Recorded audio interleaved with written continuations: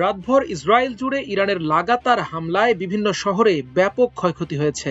মূলত ইসরায়েলের আকাশ প্রতিরক্ষা ব্যবস্থা গত রাতে ইরানের ক্ষেপণাস্ত্রের আঘাত প্রতিহত করতে ব্যর্থ হয়, ফলে হামলার পর ব্যাপক ভয়াবহতা পরিলক্ষিত হয়। দক্ষিণাঞ্চলের ছোট্ট শহর আরাদের মেয়রের সঙ্গে কথা বলার পর খোদ ইসরায়েলি প্রধানমন্ত্রী বেনিয়ামিন নেতানিয়াহু ঘটনাকে শহরটির জন্য অত্যন্ত কঠিন এক সন্ধ্যা বলে বর্ণনা করেছেন।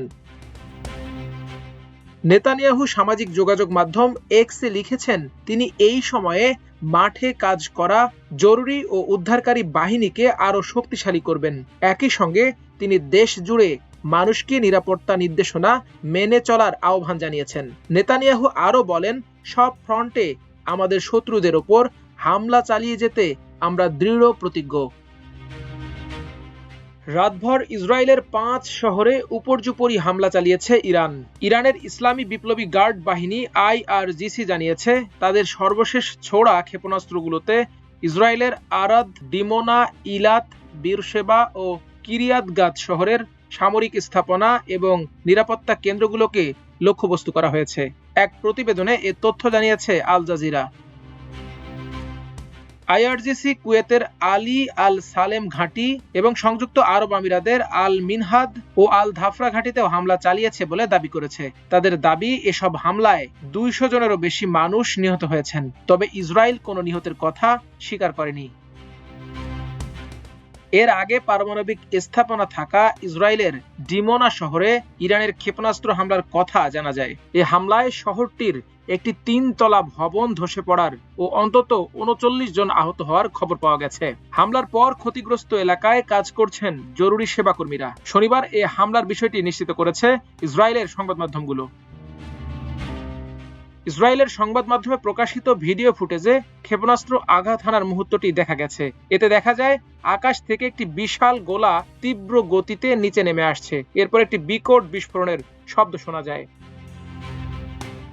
এদিকে ইসরায়েলের জরুরি চিকিৎসা সেবা বিভাগ ম্যাগেন ডেভিড অ্যাডাম MD এর বরাত দিয়ে ব্রিটিশ সংবাদ মাধ্যম BBC জানিয়েছে, এই হামলায় অন্তত 47 জন আহত হয়েছেন। MDA জানায়, আহত ব্যক্তিদের উদ্ধার করে হাসপাতালে নেওয়া হয়েছে। এর আগে ইসরায়েলি অ্যাম্বুলেন্স সেবা বিভাগ তাদের প্রাথমিক চিকিৎসাও দেয়। আহত ব্যক্তিদের বেশিরভাগই বোমার স্প্লিন্টারের আঘাতে জখম হয়েছেন। এর মধ্যে 10 বছর বয়সী এক শিশুর অবস্থা আশঙ্কাজনক। ডিমোনা শহর থেকে প্রায় 13 কিলোমিটার দূরে ইসরায়েলের নেভেক পারমাণবিক গবেষণা কেন্দ্র অবস্থিত। ধারণা করা হয়, ডিমোনার বাইরের এই স্থাপনাটিতে ইসরায়েলের অঘোষিত পারমাণবিক অস্ত্রের মজুদ রয়েছে। যদিও ইসরায়েল কখনোই নিজেদের পারমাণবিক অস্ত্র থাকার কথা আনুষ্ঠানিকভাবে স্বীকার করেনি। আন্তর্জাতিক পরমাণু শক্তি সংস্থা IAEA জানিয়েছে, ডিমোনা শহরে ক্ষেপণাস্ত্র আঘাত হানার খবরের বিষয়ে তারা অবগত আছে। সংস্থাটি আরও জানায়, নেভেক পারমাণবিক গবেষণা কেন্দ্রের কোনো ক্ষয়ক্ষতির ইঙ্গিত পাওয়া যায়নি। এক বিবৃতিতে IAEA বলেছে, হামলা কবলিত এলাকায় অস্বাভাবিক কোনো তেজস্ক্রিয় বিকিরণ ধরা পড়েনি। ইসরায়েলের স্বাস্থ্য মন্ত্রণালয় জানিয়েছে, ইরানের সঙ্গে যুদ্ধ শুরুর পর থেকে এখন পর্যন্ত অন্তত 4292 জন আহত ব্যক্তিকে চিকিৎসার জন্য হাসপাতালে আনা হয়েছে। এর আগে পাওয়া খবরে জানা যায়, শনিবার রাতে ইসরায়েলের দক্ষিণাঞ্চলীয় শহর ডিমোনায় ইরানের ক্ষেপণাস্ত্র হামলায় অন্তত 39 জন আহত হয়েছেন। মাল্টিমিডিয়া ডেস্ক, আমার দেশ।